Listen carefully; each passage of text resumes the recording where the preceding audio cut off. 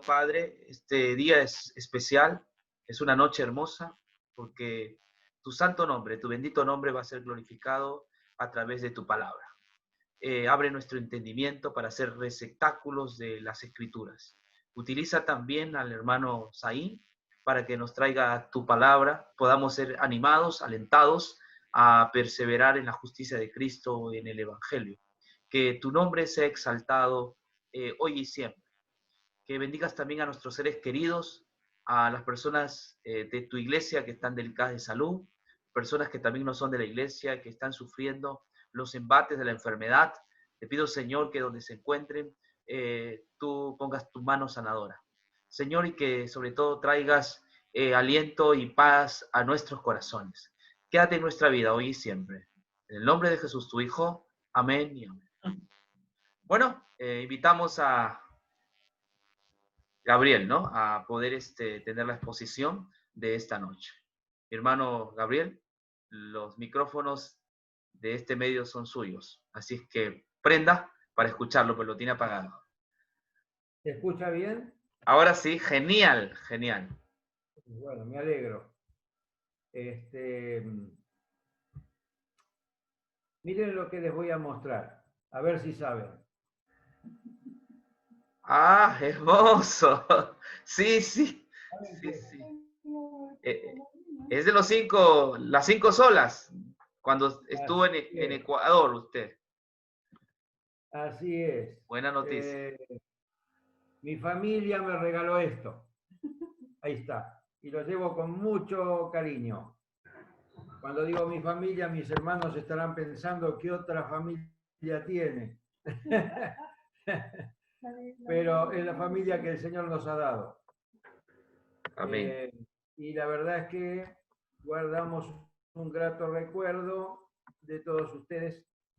Y a pesar de que nos vemos todas las noches, siempre guardamos la esperanza, o más que la esperanza, la ilusión de vernos pronto, no sé dónde, si aquí en la tierra o en el cielo, pero pronto, porque somos la misma familia del Señor. Así que con mucho gusto, esta noche yo estuve orando para que Dios nos arrime a su lado y podamos considerar juntos. ¿Qué considerar?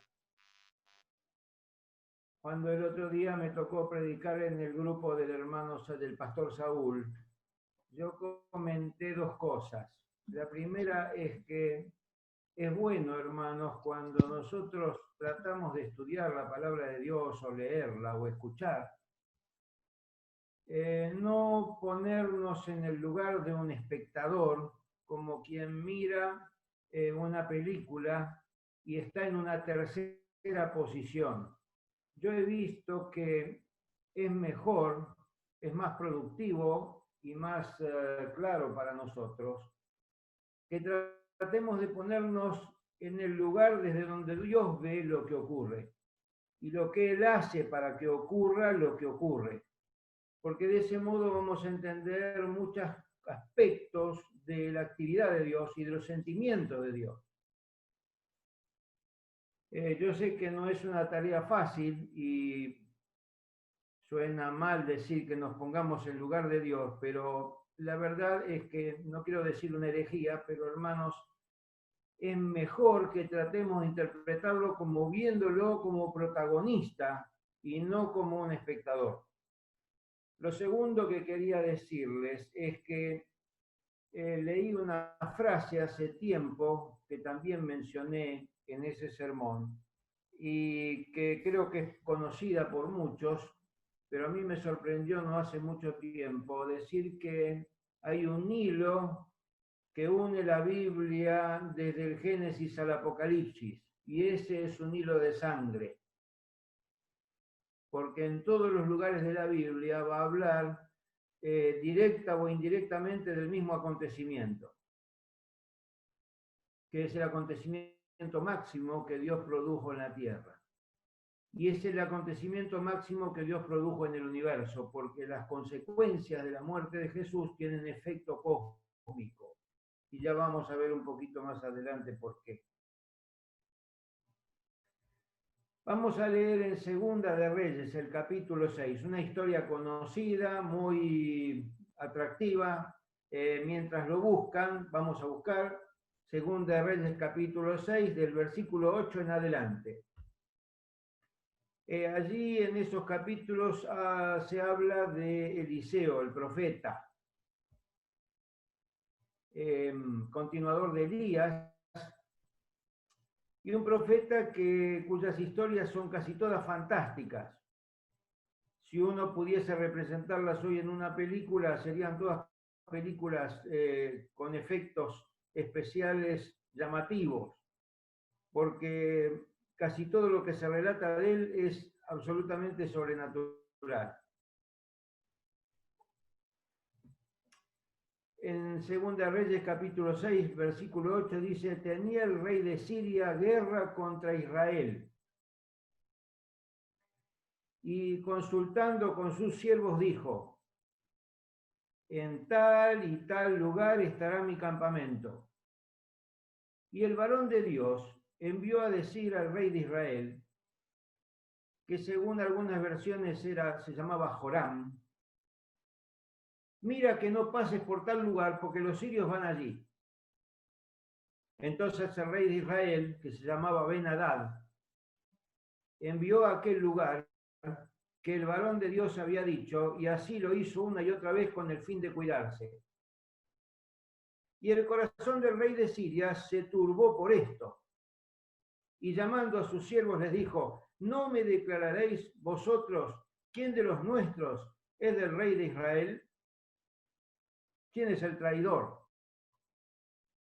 Entonces uno de los siervos dijo, no, rey, señor mío, sino que el profeta Eliseo está en Israel. Y él le declara al rey de Israel las palabras que tú hablas en tu cámara más secreta. Y él dijo entonces, id y mirad dónde está, para que yo envíe a prenderlo. Y le fue dicho, he aquí, él está en Dotán. Una historia extraordinaria, porque el rey de Siria tenía la actividad militar y les había mandado a sus soldados que atacaran a Israel, dice allí. Pero en el rey de Israel tenía al profeta Eliseo, que le decía, tené cuidado, no vayas por aquel lugar porque el rey de Siria en ese lugar te tendría una emboscada. Entonces el rey de Siria el rey de Israel pasaba por otro lado y la emboscada se frustraba. Y eso parece que pasó muchas veces, hasta que al fin el rey de Israel, de Siria, dijo, alguno de los míos está traicionándome y seguramente le avisa al rey de Israel por dónde voy a ir y por eso ellos van por otro lado.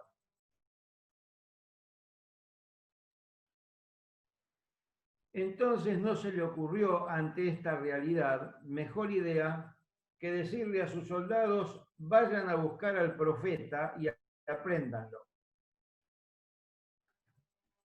Ahora sus propios soldados le dicen, mira, lo que está pasando es que él sabe lo que vos pensás en tu recámara más secreta.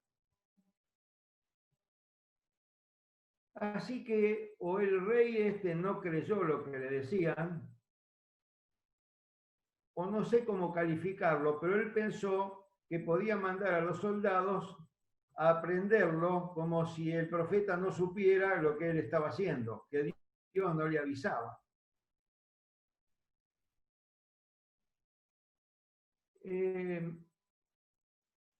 Yo algunas veces me causa gracia leer esta historia, porque uno no sabe cómo calificarlo al rey.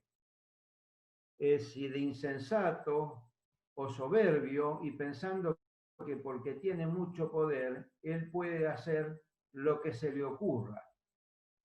Y el mismo Dios que lo venía protegiendo a sus enemigos y le venía haciendo una y otra vez muestras de que podía saber lo que él estaba haciendo, sin embargo, le dice a sus soldados, vayan y tráiganmelo.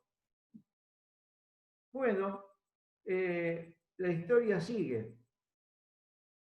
Entonces envió el rey a gente de a caballo y carros y un gran ejército, los cuales vinieron de noche y sitiaron la ciudad donde estaba Eliseo. Miren, para prender una persona sola, dijo, este no se me va a escapar por más que Dios, el Dios que tiene es poderosísimo. Pero yo voy a ser más poderoso que él. Así que era soberbio y entonces lo mandó a sitiar la ciudad a su ejército. Para hacer una película verdaderamente, ¿no? Ahora, Dios quería salvar a Eliseo, al profeta, porque obviamente él era la víctima que estaba buscando el rey.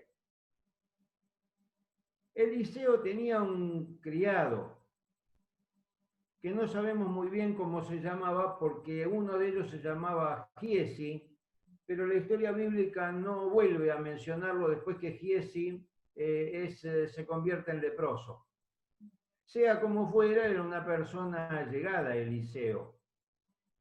Y Dios quería salvarlo a él también, y también a los soldados sirios. A todos ellos Dios quería salvar, porque como es Dios y nosotros somos sus hijos, no necesita otra cosa más que, como los ama, más que tratar de beneficiarlos y salvarlos. Así que Dios traza un plan. Es aquí donde yo digo que tenemos que ponernos en el lugar de donde Dios está guiando las cosas. Y se levantó de mañana, dice en el versículo 15, y salió el que le servía al varón de Dios. Y aquí el ejército que tenía sitiada la ciudad con gente de a caballo y carros. Entonces su criado, que seguramente era más jovencito, le dijo, yo no sé cómo hacer la expresión, no estudié arte teatral, pero me imagino cómo debe haber sido la expresión de su criado, porque dice, ah, Señor mío, ¿qué haremos? Mire, yo no sé muy bien cómo reaccionó exactamente, con qué tono lo dijo, pero podría afirmar lo que me hubiese pasado a mí. Si viene todo un ejército con carros y caballos a prenderme, a mí o al que está conmigo, y vienen a matarme seguramente, yo estaría escondido en algún lugar, hoy diríamos abajo de la cama o algún lugar así, pero muerto de miedo.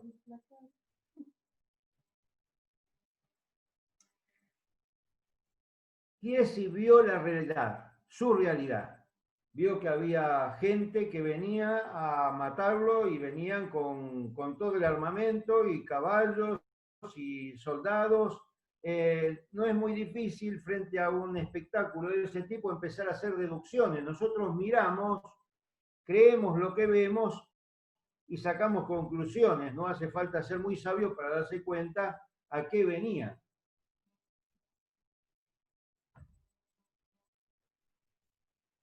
Entonces le dice Eliseo a Giesi, o al criado, él le dijo, no tengas miedo. Bueno, es fácil decir no tengas miedo.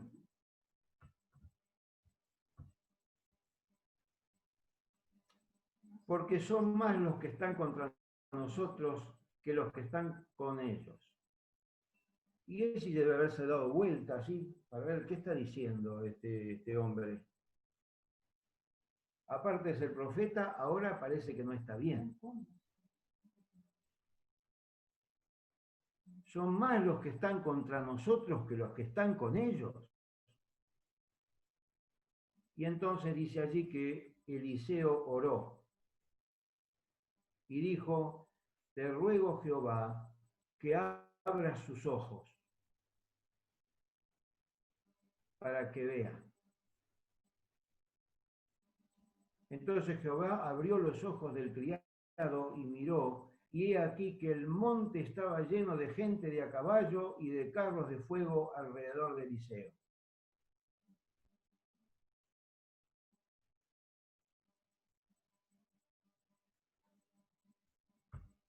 El criado había mirado antes, creyó lo que veía. Esa era su realidad. Pero ¿cuál era la realidad? ¿Cuál era la realidad? ¿Lo que se veía o lo que ocurría en realidad? Estamos demasiado acostumbrados a creer solo en lo que vemos.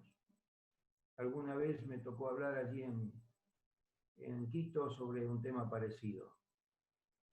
Pero es propio de nuestra naturaleza tocar, mirar, oler, usar los sentidos, y a eso le damos crédito. Bueno, Dios no quiso hacer eso al principio con el criado. Ahora Eliseo tampoco veía a esos que vio el criado cuando Dios le abrió los ojos. Sin embargo, Eliseo estaba tranquilo.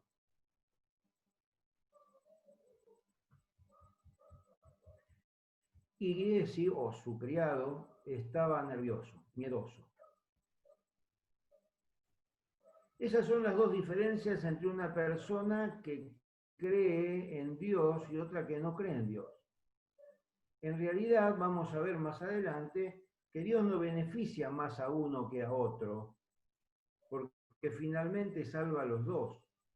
Pero uno tiene una vida mucho más tranquila que el otro, porque cree que Dios cumple lo que dice.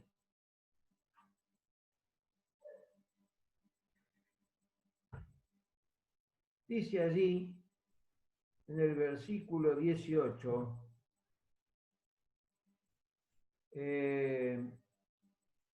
no, en el 17, y oró Eliseo y dijo, te ruego, oh Jehová, que abra sus ojos para que vea. Entonces Jehová abrió los ojos del criado y miró y aquí todo estaba lleno. Pero luego los sirios descendieron a él. Y ahora Eliseo va a volver a orar y dice, te ruego que hieras con ceguera a esta gente. Y los hirió con ceguera conforme a la petición de Eliseo. Eso hizo Dios. Así que antes había pedido que abra los ojos de su criado y ahora pide que cierre los ojos de los enemigos.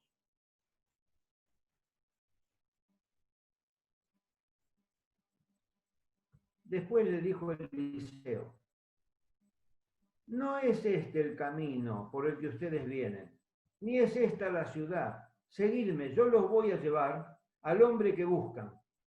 Y lo siguió a Samaria, una ciudad grande. El hombre que ustedes buscan era en realidad el hombre que necesitaban.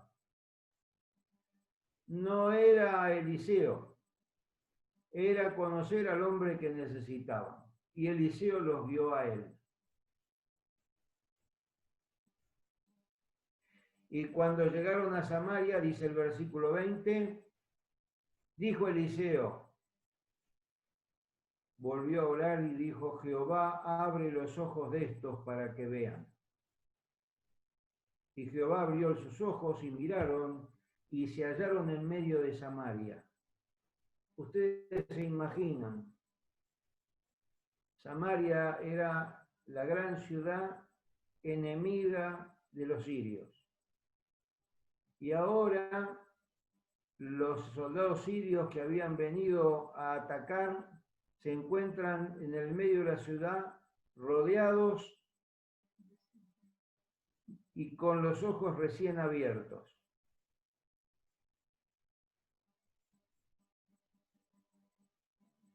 Los soldados volvieron a ver la realidad. Ahora, otra realidad, que es como la nuestra. ¿Por qué digo eso?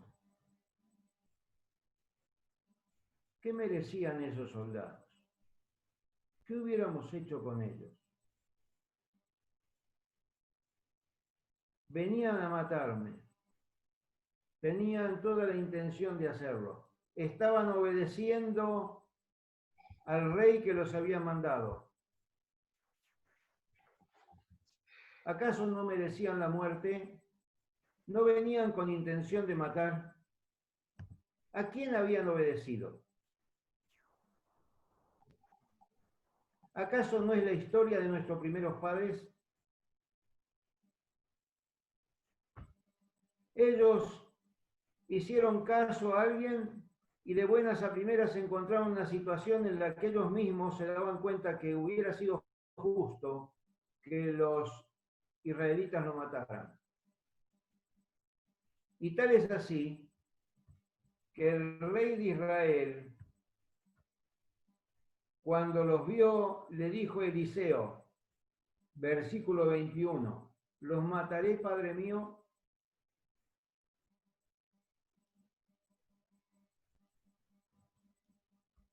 ¿Qué clase de justicia es?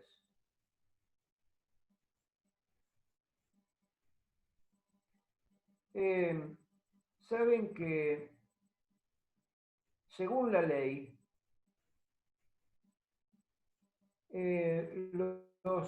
era justo que el que quería matar fuera ajusticiado, o el que había hecho el intento de matar fuera ajusticiado, con la misma vara con la que ellos hubiesen matado.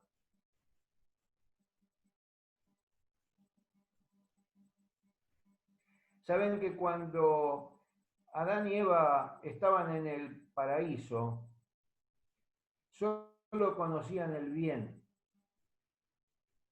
Pero cuando pecaron,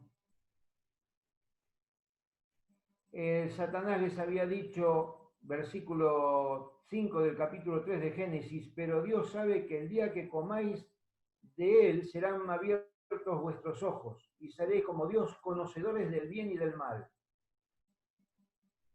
Hasta ese momento Adán y Eva conocían solo el bien.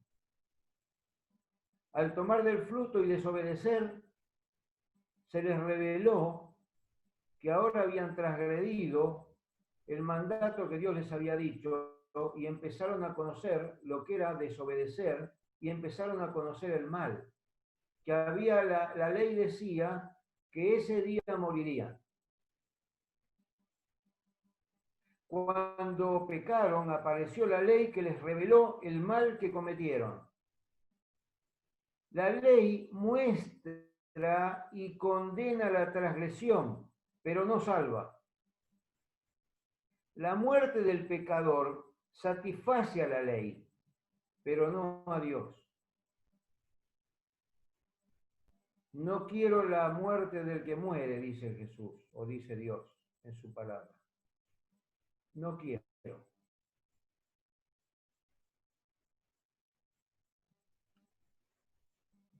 Siguiendo con la historia de Segunda de Reyes, él le respondió, Eliseo le respondió al rey, no los mates. Primera parte del versículo 22. ¿Matarías tú a los que tomaste cautivos con tu espada y con tu arco? Pon delante de ellos pan y agua, para que coman y beban y vuelvan a sus señores. Los enemigos comieron,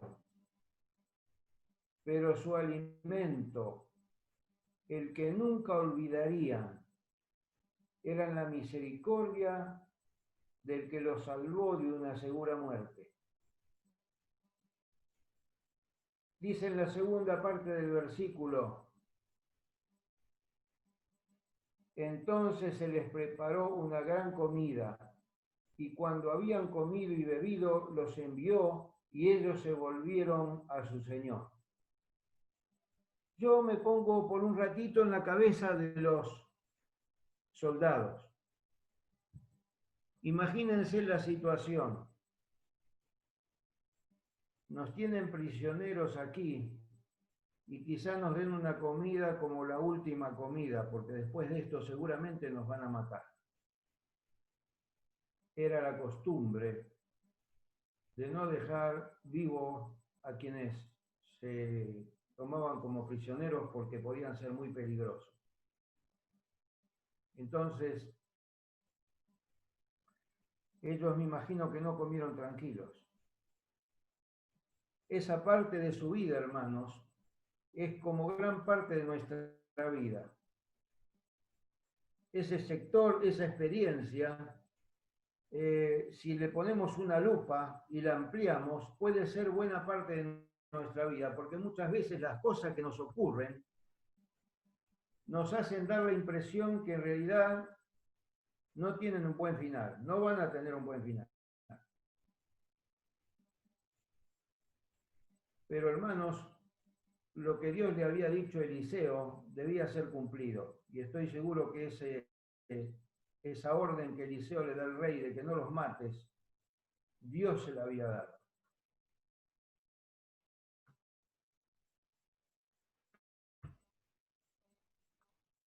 El alimento que nunca iban a olvidar era la misericordia del que los salvó de una merecida muerte.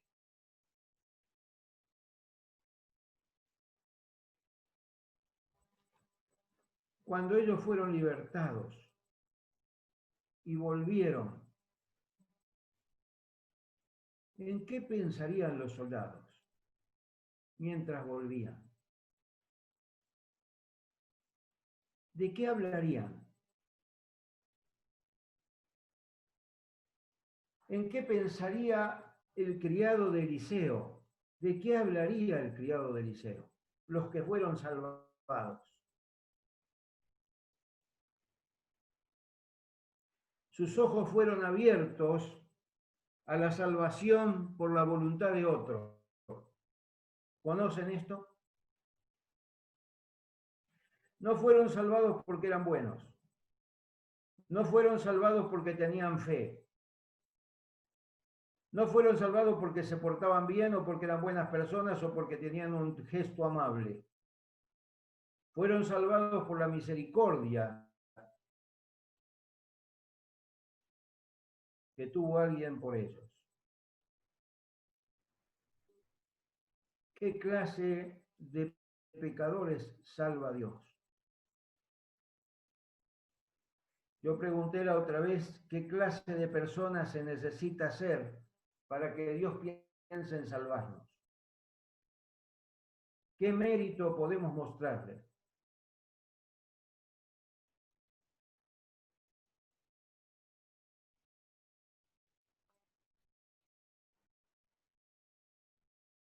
Tal fue la experiencia que dice el último versículo que vamos a leer, y nunca más vinieron bandas armadas de Siria a la tierra de Israel. Si el amor de Dios no nos conmueve, no hay cosa que pueda hacerlo. Ni el miedo al castigo, ni el deseo de un premio podrán lograrlo. Nosotros estamos acostumbrados en nuestra vida diaria, en la vida secular, desde que estudiamos hasta nuestros padres o en el trabajo. Aquí hay un sistema de premios y castigos. Si trabajo mucho, gano mucha plata, voy a poder salir de vacaciones y voy a poder ver a William o a cada uno de mis hermanos que me trataron tan bien. Y si me porto mal, no me recibo en el colegio o en la facultad o en el trabajo, me echan. Premios y castigos. Ese es el sistema en el que nos han metido o en el que estamos metidos por culpa del pecado. Pero Dios se mueve por gracia. Y gracia significa no dar un regalo. No dar un regalo al que no lo merece.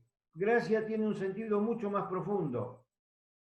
es darle salvación al que hizo todo lo necesario para no ser salvado. Estos soldados aprendieron lo que era la gracia, porque no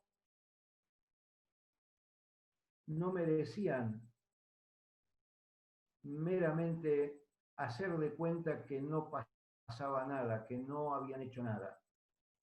Tenían toda la carga de saber que si ellos morían, estaban siendo ajusticiados justamente.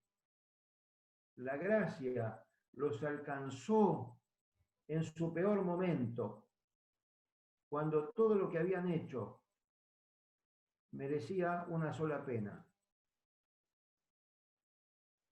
Así, hermanos, estamos parados frente a la cruz nosotros. Aquel que se cree un poco mejor no entendió la gracia de Dios. Cuando nos paramos frente a nuestros hermanos con ojo crítico o con idea de reprenderlo, en lugar de rescatarlo, de perdonarlo, estamos haciendo lo contrario a lo que Dios hizo con nosotros y hace con nosotros. Yo no invito a mis hermanos a hacer lo peor que se pueda, porque el amor de Dios nos constriñe para tratar de no traicionarlo, pero en nuestra naturaleza tenemos más fracasos que éxitos, por más que Dios nos ayude. Estamos contaminados por algo que tenemos adentro, que algunas veces generamos nosotros y que además nos vino de Adán, como la orden que le vino a estos soldados. Y hermanos, si no fuera por la misericordia y la gracia de Dios, que se manifestó en la muerte de Jesús en el Calvario por nosotros, los pecadores, no hay otra cosa que pueda traernos y darnos seguridad. Saben que dice Romanos 5:8, más Dios muestra su amor para con nosotros, en que siendo aún pecadores, Cristo murió por nosotros. No dice allí que aunque habiendo sido pecadores, Cristo murió por nosotros, dice que todavía lo somos. Tiempo presente continuo. Lo peor de todo, hermanos, no es que cometemos pecado, es que somos pecadores. No solo nos condenan nuestros hechos, nos condena nuestra naturaleza, que viene de Adán. Ahora bien, ¿por qué Dios quiere que creamos en Él? Miren, lo que ocurrió en el Edén fue que cuando la serpiente vino a hablar con Eva, le dijo, mira, Dios quiere una cosa buena para ti. No es verdad que si vos comés vas a morir. Eso lo dice Dios, pero en realidad el día que ustedes coman van a ser como Él. Y Él no es una mala persona. Así que frente a esa aseveración, Eva se puso a pensar. Y hermanos, cuando nosotros empezamos a dudar de lo que Dios dijo, los resultados son muy peligrosos. O le creemos a Dios o no le creemos.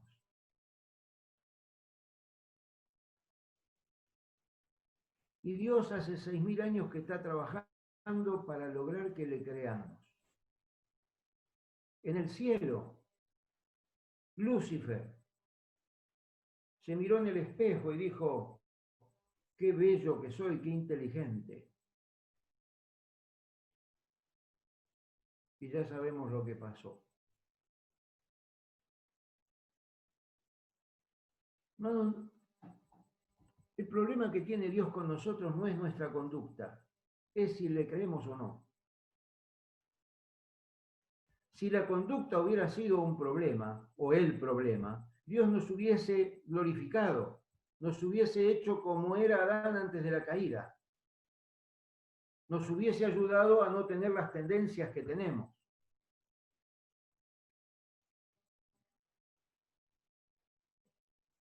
La perfección antes de la caída, en el cielo y en la tierra, como tenía Adán o Lucifer antes de la caída, eran perfectos. Sin embargo, esa perfección no alcanzó para prevenir la caída, ni siquiera para evitarla.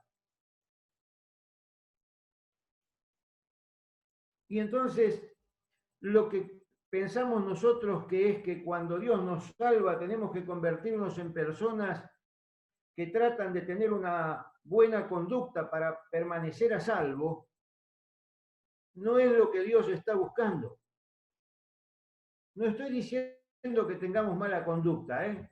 Lo que estoy diciendo es que ese no es el problema con el que Dios tiene que lidiar. Hace 6.000 años que lo que está tratando es que le creamos. Los discípulos se acercaron a Jesús, San Juan capítulo 6. Le dijeron, ¿qué hemos de hacer para poner en práctica las obras de Dios? Jesús le dijo, esta es la obra de Dios, que creáis en el que Él ha enviado, en Jesús. Esta es la obra de Dios. Este es el trabajo que Dios se tomó desde que hizo la creación, que creamos en Él.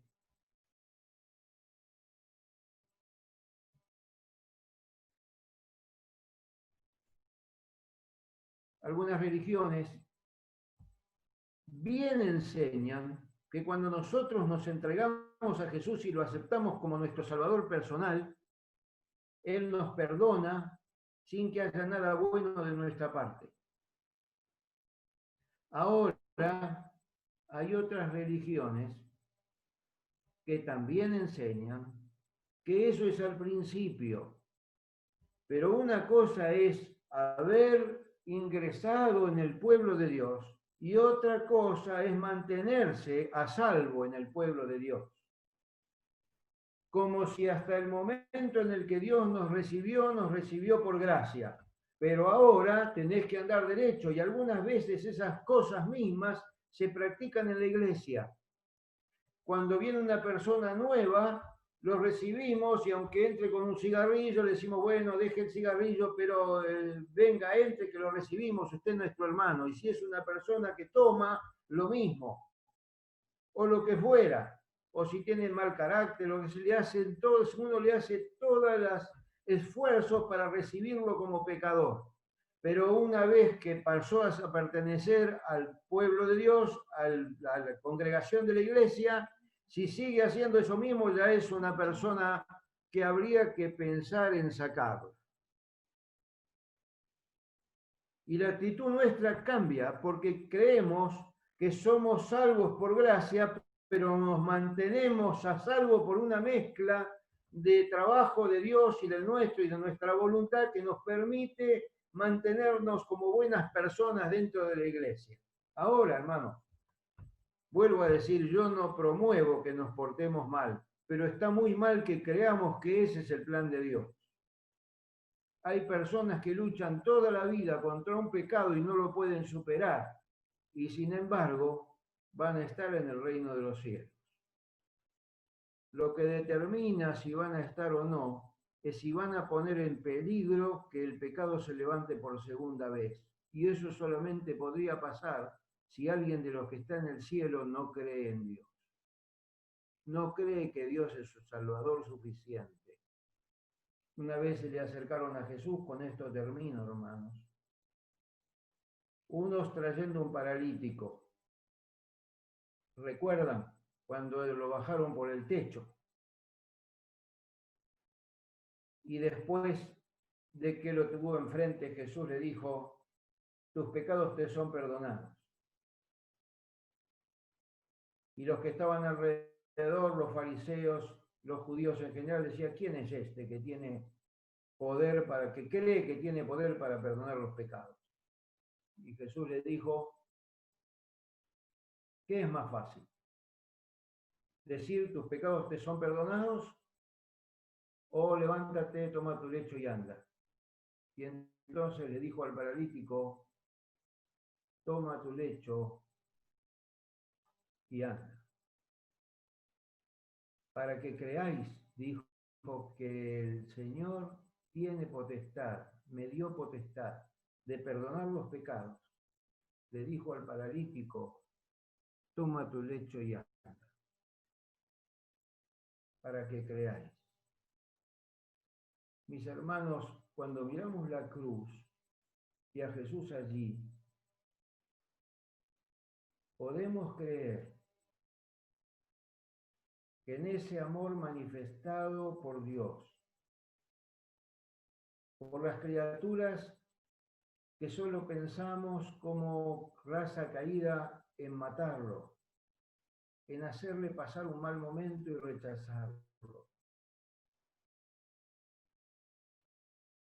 Podemos creer que Dios envió a su Hijo para que sufriera lo que sufrió, solo porque nos ama y porque nos quiere tener con Él. Hace falta que le creamos, solo eso.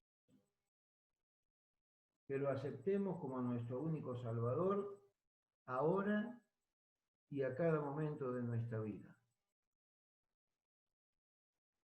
Hermanos, cuando nosotros aceptamos a Jesús, Dios nos pone del lado de los salvados. No estamos así por un ratito. Estamos así todo el tiempo mientras no le rechacemos. Y en ese tiempo seguramente vamos a tener más de un fracaso. Te lo digo por experiencia. Pero estamos del lado de los salvados porque Jesús en la cruz pagó por todos nosotros lo que ya hicimos, lo que hacemos y lo que vamos a hacer mientras le conservemos como nuestro Salvador.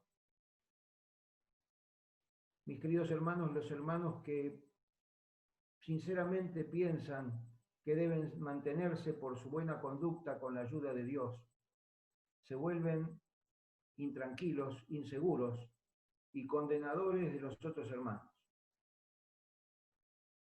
Porque pierden de vista que en ese mismo momento Dios los está salvando por lo que hizo en Jesús y no por la calidad de vida que ellos pueden lograr. Así que yo les invito a que cada vez que tengan dudas acerca de la voluntad de Dios para con nosotros, levantemos nuestra vista al Calvario. Allí está toda nuestra seguridad. Allí está todo lo que necesitamos para vivir tranquilos. Más allá de la circunstancia que nos toque vivir, sea con el COVID o sea porque nos tenemos que operar. O porque no sabemos qué médico nos va a tocar. Hermanos, tenemos una seguridad que no tiene peligro de cambiar. No cambia de manos. Dios no nos entrega para que otro nos destruya o para que nosotros mismos nos destruyamos. Dios pagó un precio carísimo. ¿Qué más podía hacer por nosotros? Que dar a su hijo unigénito, el único hijo que tenía, lo puso en riesgo y dijo, con tal de no perder a Gabriel, con tal de no perder a William, o a Betty, o a Cristina, o a Beatriz, o a quien sea, con tal de no perderlo, yo voy a poner en riesgo a mi hijo. Voy a hacerlo pasar por lo que le correspondía pasar a ellos, por lo que hicieron. Pero como yo los quiero, no voy a dejar que sufran. Que Dios nos bendiga, hermanos. Que Dios nos bendiga. Tenemos un Dios grande. Tenemos un Dios grande. Gabriel, gracias por recordarnos de la gracia de Dios. Hace muchos años yo leí un libro que se llamaba Gracia Divina versus Condena Humana. Al ser humano le encanta condenar, criticar destructivamente, y a Dios le encanta salvarnos, perdonarnos y justificarnos. Dice que una vez había una conferencia donde los teólogos estaban discutiendo cuál era el aporte del cristianismo al mundo, qué es lo que nosotros aportamos para el mundo. Algunos teólogos decían que aportábamos los valores morales, los principios, otros decían que aportábamos la ley de Dios, los 10 mandamientos. Hubo algunos que pensaron que el aporte nuestro era la resurrección. Algunos pensaron que nuestro aporte tenía que ver más con la manera como dirigimos a Dios. Y en esa discusión acalorada entró furtivamente Lewis Johnson, un famoso escritor, y se dio cuenta de lo que estaban discutiendo y dijo, ya sé cuál es el aporte del cristianismo al mundo. Es la gracia de Dios, ¿no? Esa es la doctrina que nosotros como cristianos tenemos para aportar al mundo. Un mundo que solamente conoce de crítica, de condenación, un mundo que solo juzga. El cristianismo es el único que depende de la gracia divina de Dios, del acto de Dios de salvarnos inmerecidamente e inconmensurablemente, ¿no? Es decir, nos salvamos por medio de su gracia, aunque no lo merecemos, pero Él nos salva por su gracia. Esa es la doctrina que es el cristianismo, es única, ¿no? No lo tienen ni los musulmanes ni los hindúes. El cristianismo tiene esto, es el favor de Dios como nosotros encontramos el perdón de nuestros pecados y la vida eterna. Así que nunca nos olvidemos de esa doctrina que Gabriel nos ha dicho o recordado, ¿no? La doctrina de la gracia de Dios, de la maravillosa gracia de Dios, que a un infeliz pecador salva, ¿no? No estaremos en el cielo por nuestra conducta, sino por la gracia de Dios. Amén. Claro que hay que tener una buena conducta, ¿no? Pero no nos preocupemos por eso, sino por el amor de Dios. Vamos a concluir. William, Sí, Gabriel. Ayer creo que fue, ya no me acuerdo. Hablé con Carlos Pérez. Ya, Carlitos. Pude hablar con él, les comento a los hermanos, y nos gozamos mucho en la conversación. Y en un determinado momento decíamos que algo que yo comenté cuando estuve allí en Ecuador, que en el cielo va a haber mucha gente salvada, pero no va a haber ni uno que diga yo me salvé. Los salvados van a decir, ¿qué van a decir? Él me salvó. Me salvó.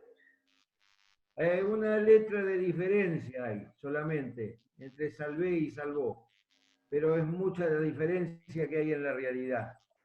Y entonces, sí, hermanos, no vamos a ponernos en el espejo y vamos a decir qué grande, cómo te salvaste. Vamos a sacar las coronas y vamos a ir a Jesús y le vamos a decir gracias, Señor, y lo vamos a alabar, porque en realidad es por la buena voluntad y la justicia salvífica de Dios que nosotros podamos estar allí. Y no nos va a alcanzar el tiempo para darle las gracias y conversar entre nosotros cómo fue que hizo, cómo se le ocurrió salvarnos así a ese precio, por esto, con todas las traiciones que yo le hice. Y no vamos a poder creerlo y vamos a ir de nuevo a decirle a Jesús, gracias porque me salvaste, otra vez más, no puedo creerlo. Me cuesta entender, y dice que la palabra de Dios, que el amor de Dios excede todo entendimiento. Así que lo alabamos por eso. Son buenas noticias las que Dios siempre tiene para nosotros. Gloria a Dios, definitivamente.